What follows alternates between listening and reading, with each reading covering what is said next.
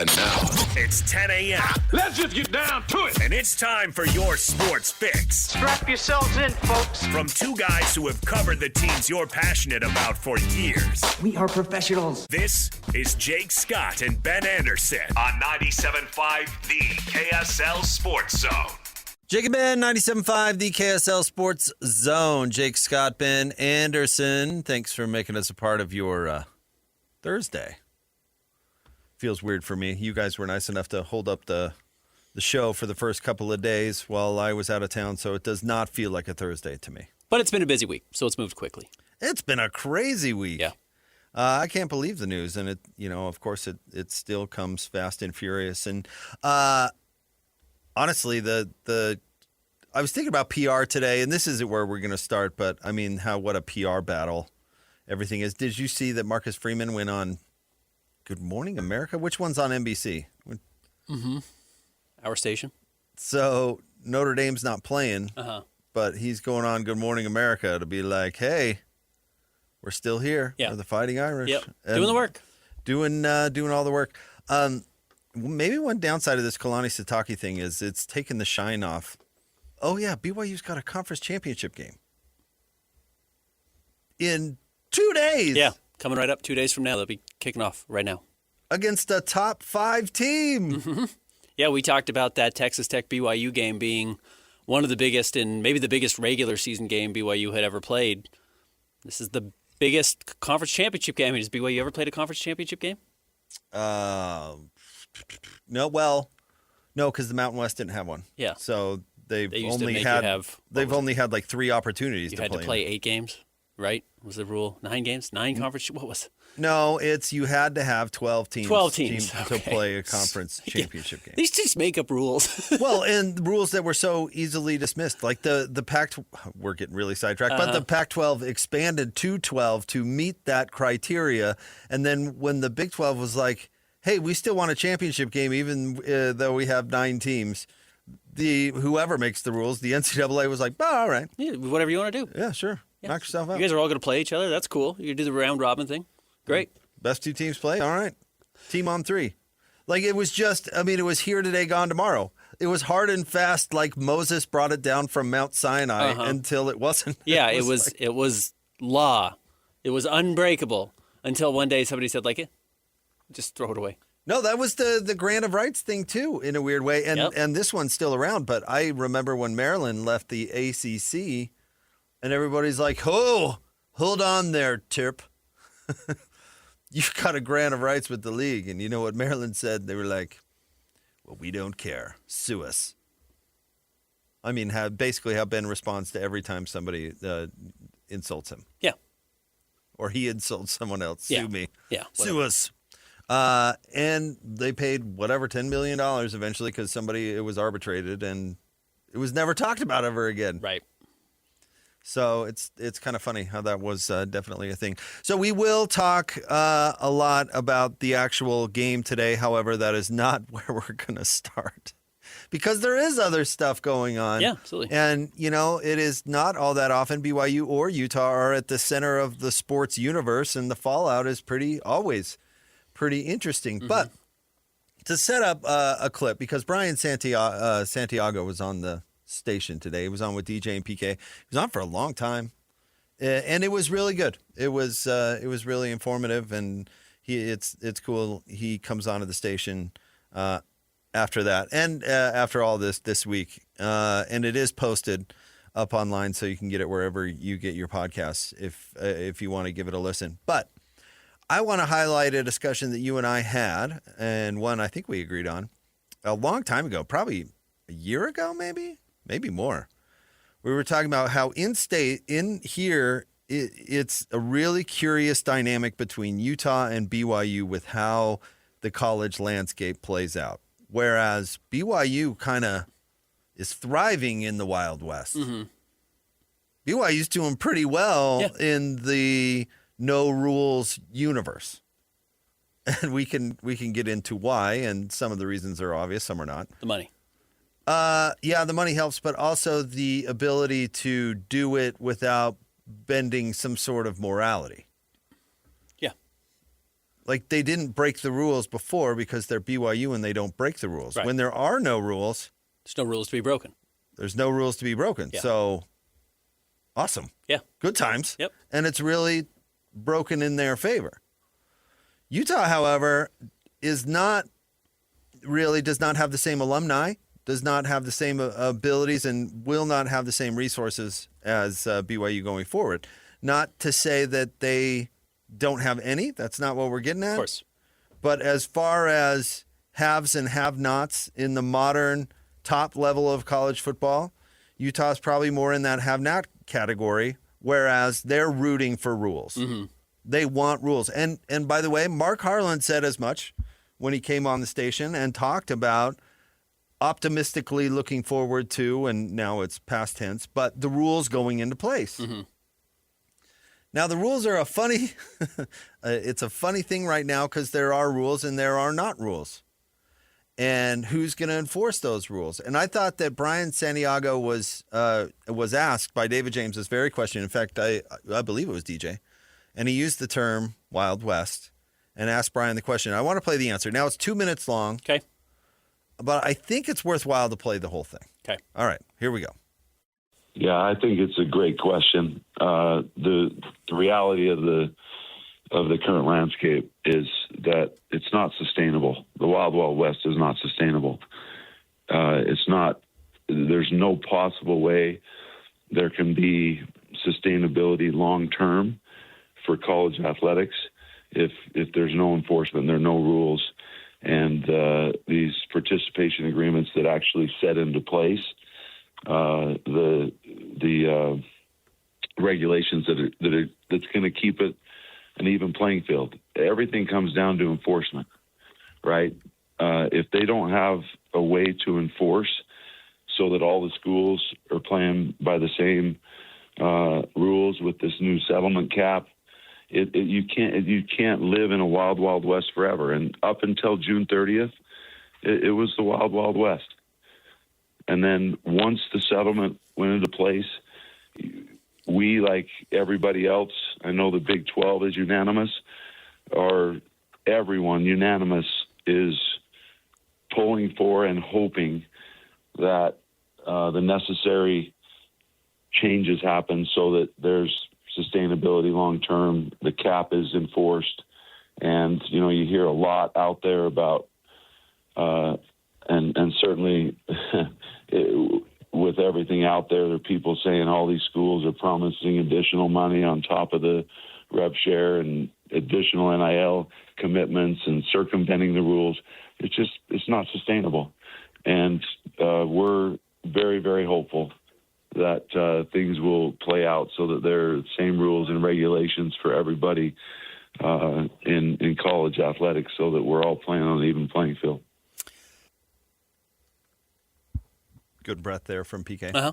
All right, I'm curious for your instant reaction, and I certainly have some thoughts, but as you hear that, what do you think? Well, I guess I wouldn't understand entirely why BYU's athletic director would want regulation if on top of the revenue sharing, the $20 million, whatever you have to split among all your athletic department, however you want to, BYU's advantage right now is the extra revenue on top of that, the extra NIL on top of that. So in that sense, that's, it's not a coincidence that BYU's had the two best years they've had in the last 25 as soon as the NIL rules basically became unregulated. This is not a coincidence. It's the reason BYU is playing so well right now. And by the way, it's a credit to them. Good. You've got the people who want to spend the money. So I guess I don't understand necessarily why BYU would be one of the teams that would want to push back on that, other than I bet you it's really obnoxious to have to go and ask for money all the time for other people, to constantly be fundraising with big donors and asking for more and more and more and more. Not every summer, not every season, every month. Every month you have to call somebody and ask for more money. I bet you that's horrendous. You know people who have been in politics. Their job is fundraising, and it's horrendous. It's horrible. So I understand why they may not want to do that. Okay, can I throw in one more piece of evidence, and then I'll give you my take. Do you remember one of the things that Kalani negotiated in his new deal, which we know a remarkable amount about, considering it's BYU? but do you remember he negotiated stuff for his coaches, Stuff for himself. Fan experience was in there, and Brian actually talked about that when he was on the station. But one other thing was $10 to $15 million a year in extra NIL. Now, why would he do that? Right. Why would that be a thing if that was the opinion of BYU? Now, before people, I'm not saying that Brian is being dishonest, because I actually think what he's doing is speaking the company line. But he did throw a really interesting nugget in there when he talked about it's all about enforcement. Because if other schools are going to continue to do it, so are they. Mm-hmm. I think that's what he was saying right there, right? It's all about enforcement. But you heard what he said about all of the Big 12 is unanimous. He's speaking the conference company line. That's what he's speaking. Yeah. The conference all signed on to it. This is what the conference is going to do. He's not going to rock the boat. He's not going to come in the first 7 months and act like Texas acted in that league for decades, right? He's not going to do anything like that. So he's not going to rock the boat. He's going to say we're all about rules and fairness and all this stuff because that's what people in Dallas or whatever want to hear. Like that? So that's that. But then he throws in it's all about enforcement, and it's all about everybody having an equal playing field. And I think that's we're not going to go back to being the only ones playing by the rules anymore. Mm-hmm. And so unless there's hard and fast rules that are enforceable, we're not going to play that game anymore because we don't have to, and we're not going to. So if other schools are going to have these NIL war chests and say, okay, well, you've got the salary cap and that's all cute and all, but we're doing this. And in fact, Brett Kavanaugh of the Supreme Court told us that we could. So have a nice day. So I thought it was a really curious answer because I thought it was very much a company line kind of thing. But when he threw in those comments about enforcement, I thought, okay, well, that's what we're talking about. Because if we want to operate by the rules and all this stuff, if that were what they were going to do, then why is Kalani negotiating $15 million in NIL? Am I wrong? No, am I exactly missing right. anything? No, you're exactly right. Until there is regulation, which I think the only way you're going to be able to regulate that is with a collective bargaining agreement where you actually have some ability to enforce those types of rules. Which again, I get why this is confusing. We deal with this every day, and it's even confusing to us. But what people again need to remember: there is going to be $20-ish million per school that they can disperse amongst their athletic department and the players, specifically the players. There's no rules beyond just spending more money than that. It's not a cap. He said cap. It's not a cap. That's capped. How much the schools can directly provide. But the NIL stuff, which is supposed to be more stringently regulated now, they're supposed to have to go through the file through like a CSC, whatever it is, to actually make sure that people are doing work to get this name, image, likeness. As opposed to some no-show job a la Kawhi Leonard and just paying for play, essentially, while disguising it as NIL. I still think that's going to be really hard to do. I still think it's going to be really hard to enforce. There's so many players, there's so many teams, there's so many sports, there's so many deals. Well, how much is what worth? That was always the flaw in all of this, right? Like even for summer jobs back when there were rules, like, okay, well, I'm going to pay you $60,000 to be a car washer in my car lot for a summer. Yep. And then you go, well, you pay the other car washers $625. He goes, well, this he's really good at it. Yeah, you're VP. Yeah, well, I mean, he's really killing it out there. Have you a guy his size? Have you seen how many cars he can wash in an hour? Yeah, you water the lawn on campus. Well, isn't that all automated? Yeah, but you're in charge of that. Like, how much is what worth? I mean, whatever that is a way to cover it and being like, oh no, this is all. There's an action for these services. We're still altruistic about all this stuff, which is just garbage. Yeah, or have Ryder Lyons or whoever. I'm just throwing a name out there. That a big face coming forward. Ryder Lyons. Come out and show up for a commercial, show up for an ad, a radio hit, whatever it is, and say, for us, in our opinion, George Clooney would have cost $1.5 million. We think Ryder Lyons is worth $250,000. Whatever, whatever it is. So yes, that's the point. So to get back to this issue of what Brian Santiago was talking about, I do think if the rules were set, BYU would play By the rules. By I the believe rules. that, yeah. I don't think he's lying about that No. at all. But until those rules are set, which is probably not going to happen, yeah, your coach is going to ask for more money, and there are going to be enough donors that are lining up at BYU to spend that money. Because there are a lot of donors who don't want these rules. That's the other issue at play here is Brian Santiago can say that and can mean it.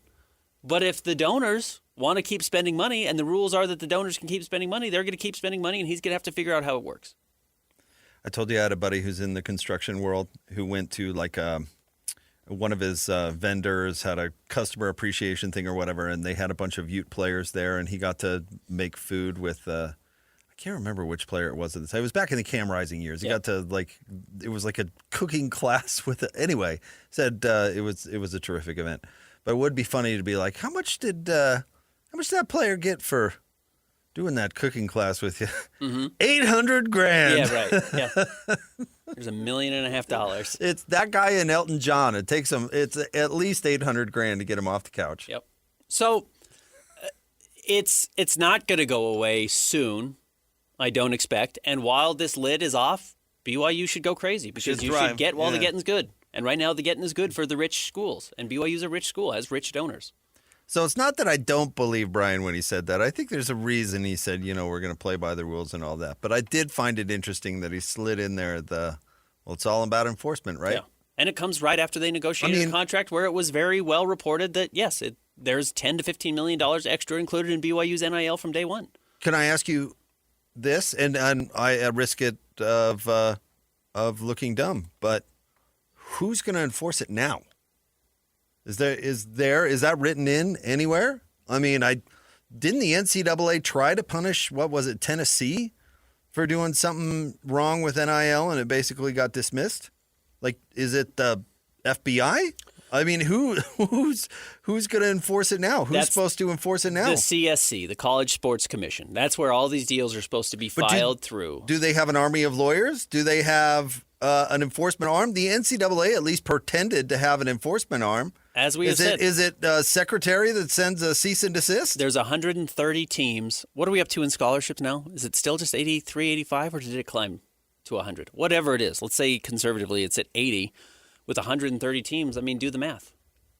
You're going to enforce all that, and that's just football. There's 300 basketball teams that have 12 to 15 kids each and whatever that is, And then there's women's basketball, and then there's baseball, and then there's softball, and then there's the golf team.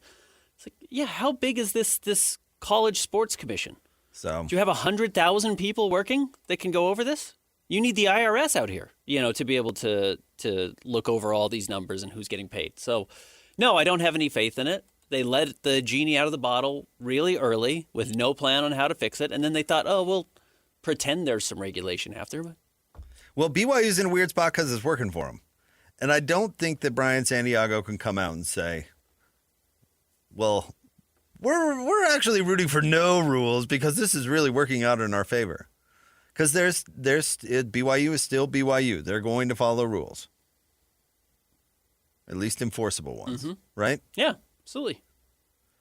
So I thought that was really interesting. Brian was good. The whole thing was good. Him talking about negotiations with Kalani and all the things. Another interesting thing he said, just as long as we're reliving it, that Kalani has been getting offers every year. So this isn't anything new, but this was, I think it spoke to, he didn't really say this, but I read into it, that this one was real. And I do believe that Kalani wasn't just playing one off the other. He was prepared to go to Penn State. Yeah. It's a good job. So, but yeah, like I said, the whole interview was good. And I've been curious, does this stop? Does this have to stop now for Kalani after getting, this latest deal? Or is this going to be every offseason? It might be every offseason right now. That seems to be how college football works. Yeah. And Kalani's in his prime, and kids buy in, and he gets kids to do probably more than their recruiting rankings, and then he's also shown he can get top recruits. So, yeah, he's exactly the type of guy you should be looking for if you are at a Penn State. If you are at one of these schools that feels like they can compete for a championship, Kalani's not done anything to say that he can't. So, and if they win this weekend, his value is going to go up even more next summer. So that's what's interesting that's coming up still for BYU. And if they're going to constantly be having to play defense on Kalani Sitake, I'll be curious what that looks like. And if he stinks next year, it's out on your ear, pal. You're making $9.5 million. Buy an island. for Kalani. I guess. Yeah, it's where you got to be. But that's the world. I mean, I don't think he's going to stink next year. Oh, well, I don't either. Good But think about that. I mean, all this goodwill could be out the door. Why do you think we're talking about all these monster buyouts in college football? Yeah, right. It's because these coaches build up all Nobody this goodwill. thought Chris Kleiman was going to be out on his ear this year. No. And he is. All he does is win 8 to 9 games a year Brian at Kansas Kelly State. or James Franklin. Yeah, or all these these guys. Yeah. Lose 3 games at Penn State, and it's have a nice day. Yep. And because the donors play such a huge role in it now, or the boosters, I should say, because there's so much money involved, they have a bigger say. There's no patience. They have less patience than your athletic department's going to. Way less. Yep. All right, stay tuned. We'll have more coming up next. It's the Jake and Ben Show, 97.5, the KSL Sports Zone. It's time to break down the biggest stories of the day. This is the top 3 stories of the day on KSLSports.com. 97.5, the KSL Sports Zone.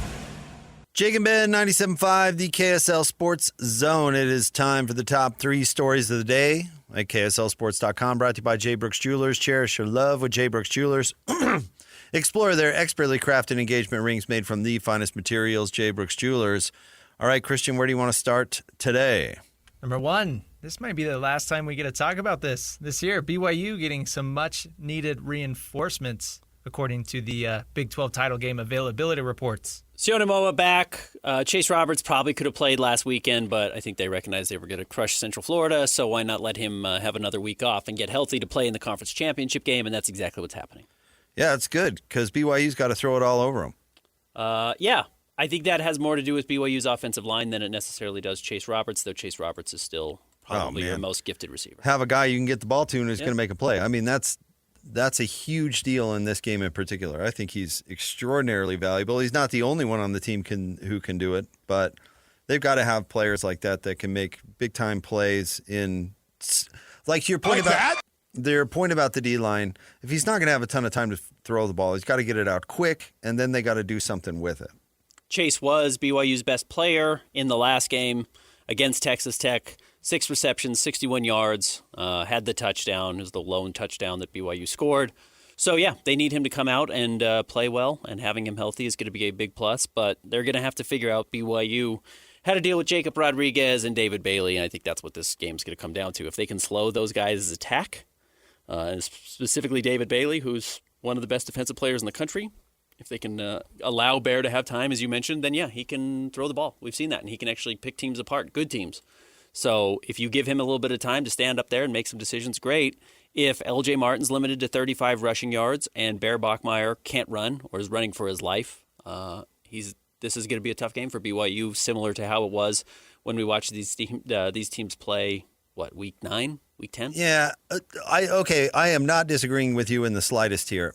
I'm only talking about the last time these two teams played. I think BYU game plan scared of Texas Tech. Mm-hmm. So all those things that you just mentioned are certainly true. But I think they played scared against Texas Tech the first time. Go out and be aggressive. Don't be scared of the... Well, you got nothing to lose now. You don't be scared of the D-line. Yeah, those guys are great. No offense to those guys. They've had a terrific year. I know you cannot doubt it for 1 second. And they've won games, including the Utah game, almost single-handedly for the team. I got it. I'm not discounting them. But don't game plan that you're scared to death of that. Because that's how they game planned in the first game. They were terrified of Texas Tech. They weren't going to make a mistake. It was the most... It was... Remember how conservative they were with the Bear right out of the gate, and it slowly loosened? They went right back to game 1 against Texas Tech because they were scared of all of that. Well, you're not going to win. You proved you're not going to win by game planning like that. Like that? So make an adjustment and go out, and you know what? Maybe you lose by 30, but be aggressive. Try to move it. Come back to how did Utah beat Alabama? They came out and they got them on their heels and they beat the brakes off them because they were aggressive. And that was not the MO of that team all year long.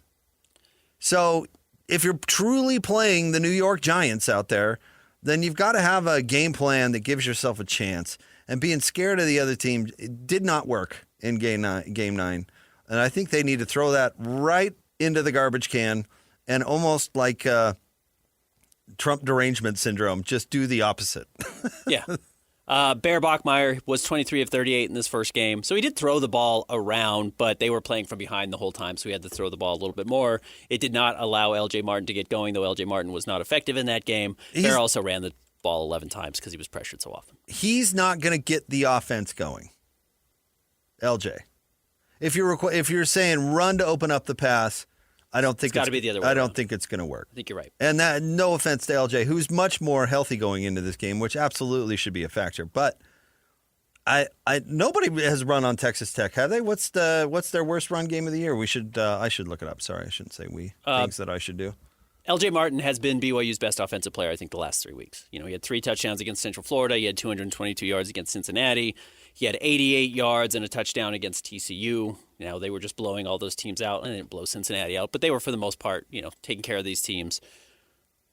He has been crucial for them. So if they have to change that going into the conference championship game, it is a departure from what they've been comfortable with. But I do think you're right. I don't think if you go out there and allow BYU or try to just run the ball, you're going to have a lot of success against this Texas Tech team unless BYU's offensive line just has the game of their life.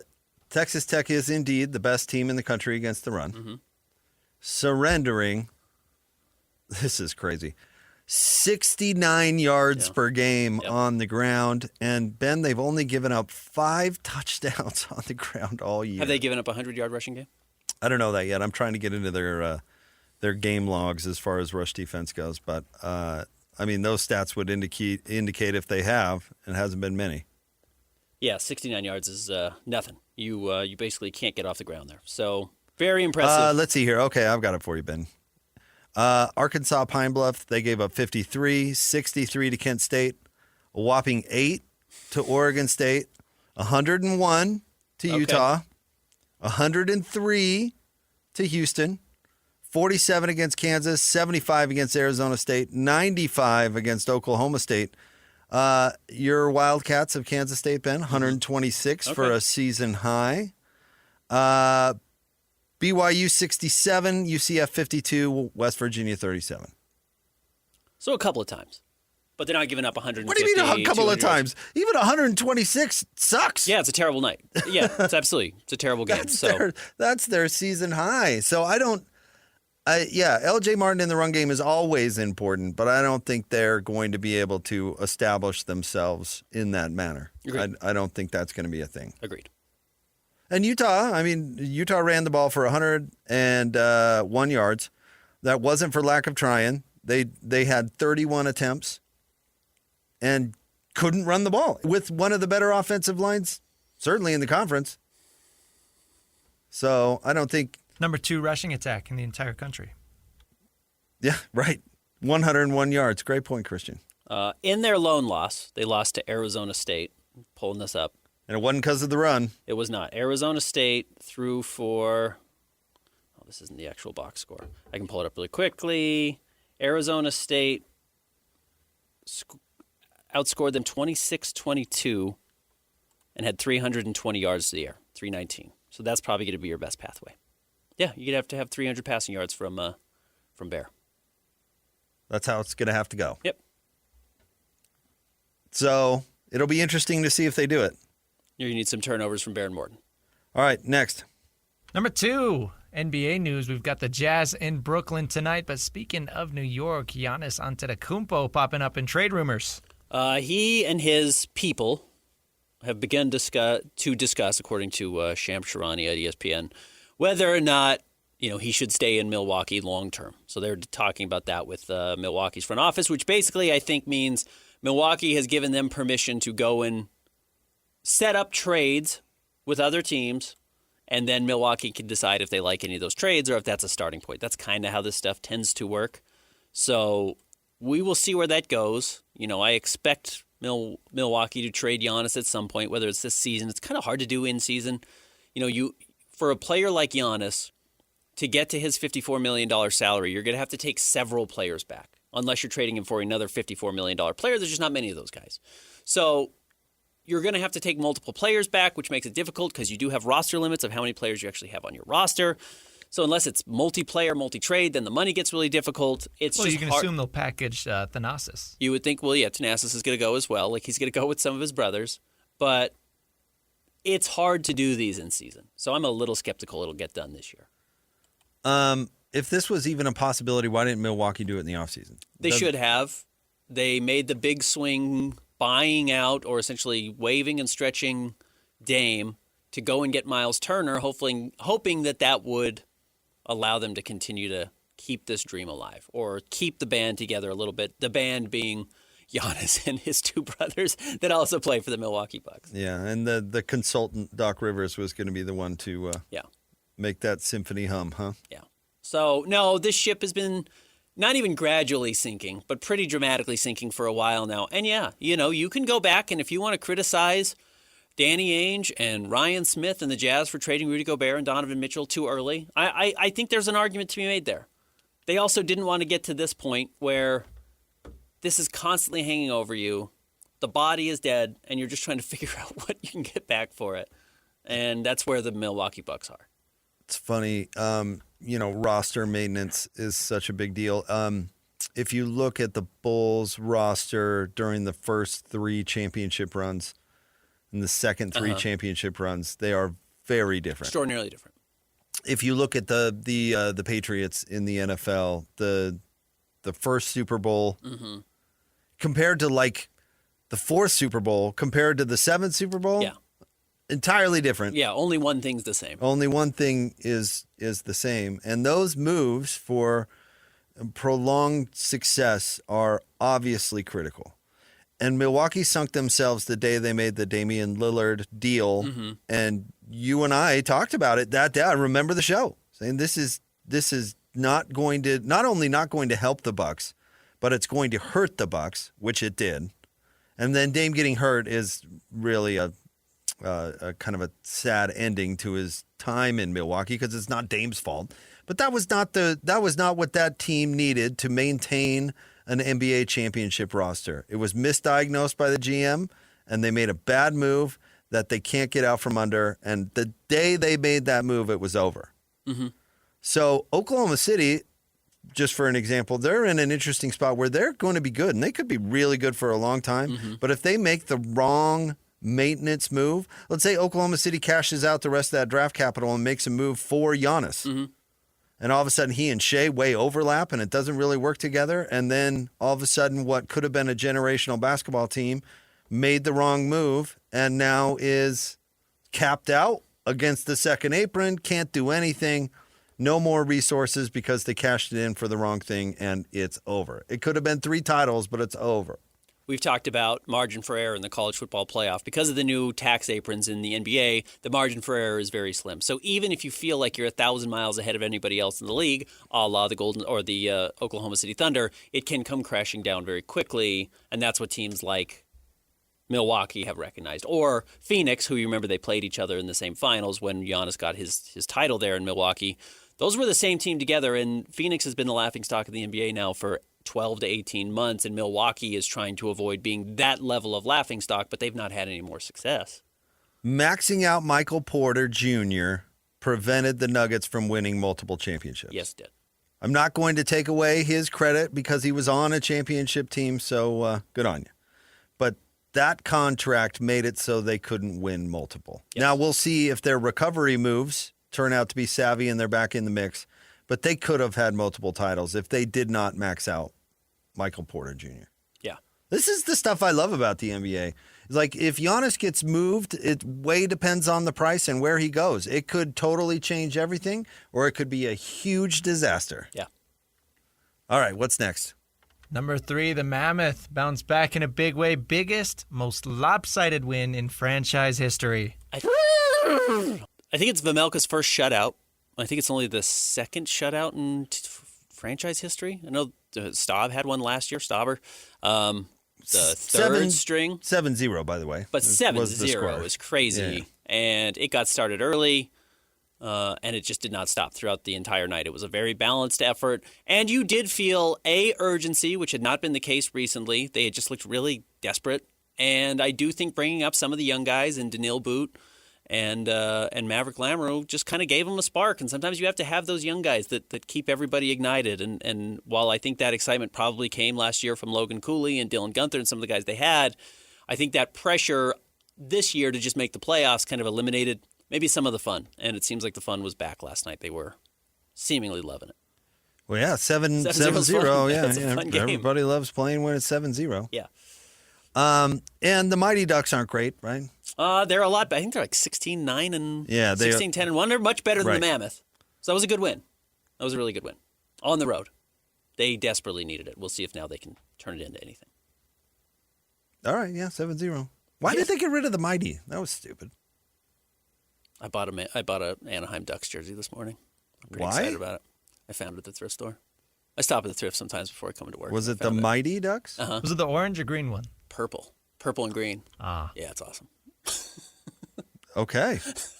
Happy for you. Because it's a great logo. And you're right. Why did they get rid of the Mighty? It was awesome. The Mighty was great. Yeah, and I found one this morning. I was very thrilled about it. So. The Mammoth, have significantly fewer points than the Ducks. So, yeah, the Ducks are better. Yeah, 16-10-1 now. Mammoth are 13-12-3. But they're back in the wild card spot, so they needed it. Again, this is the point. As much as they had struggled, they had not fully erased that 7-game winning streak and all the points they got out of that. They just got to maintain this. It can't be a one-off. All right, stay tuned. We'll have more Jake and Ben coming up next. 97.5, the KSL Sports Zone.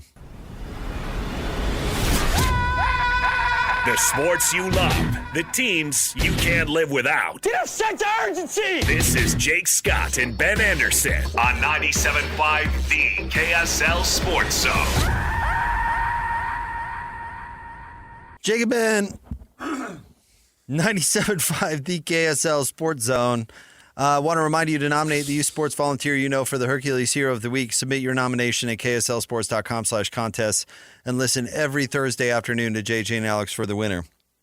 Help us celebrate the efforts of those volunteers making an impact with the Hercules Hero of the Week, sponsored by Hercules First Federal Credit Union and Beehive Meals. Per Pete Thamel, I think I said that right, Pete Thamel, number 14 Vanderbilt explored the possibility of playing an exempt 13th game this weekend as a way to give one final showcase for the College Football Playoff. There was interest from the team, university officials said, the athletic department, and the coaching staff. According to Liam Blutman, who was also the guy who was breaking all the news on Kalani Sitake in Penn State, Vandy had supposedly reached out to Miami and Utah. Obviously, neither game came to fruition. So Vandy wanted to play an exhibition to stay in the news, right? To show off that they can still play and play against another team that is also in the conversation to make a push for the College Football Playoff. So if Utah were to beat Vandy, they could hang their hat on, hey, we just beat the number 14 team. Miami's right in that range as well. Except for the playoff committee can't pay attention to an exhibition. They're not game. supposed to.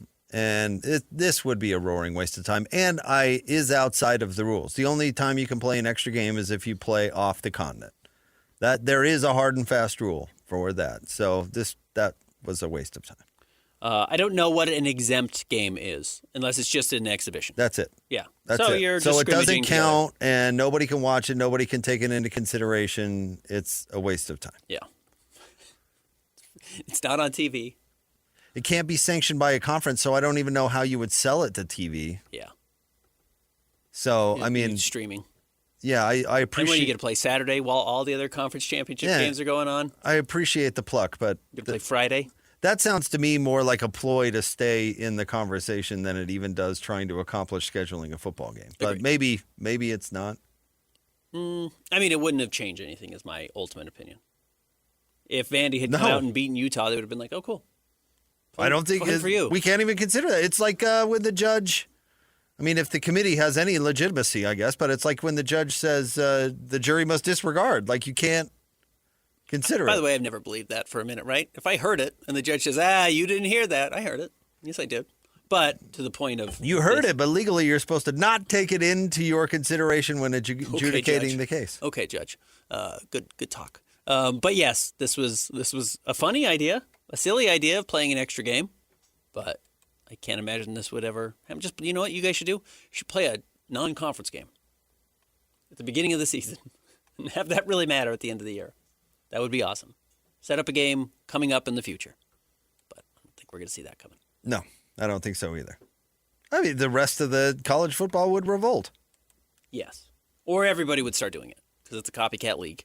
And then the ESPN, the Fox, the CBS, whoever has all these championship games this weekend would be very furious if there was a full slate because they pay huge money because these are the only games on TV and they are traditionally top 15, if not top 10 matchups, and they want to have all the eyeballs on their advertising. Coming up next, we will get back into the Big 12 title game, and an interesting stat has surfaced on in regards to Penn State and their coaching search.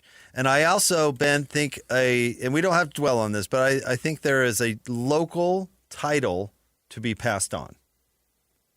The best in state history. We may have a new best. That's what I'm trying to say. Okay. So stay tuned for that. I can't wait. I don't know what this is. All right. This is Jake and Ben. More next. 97.5 DKSL Sports Zone.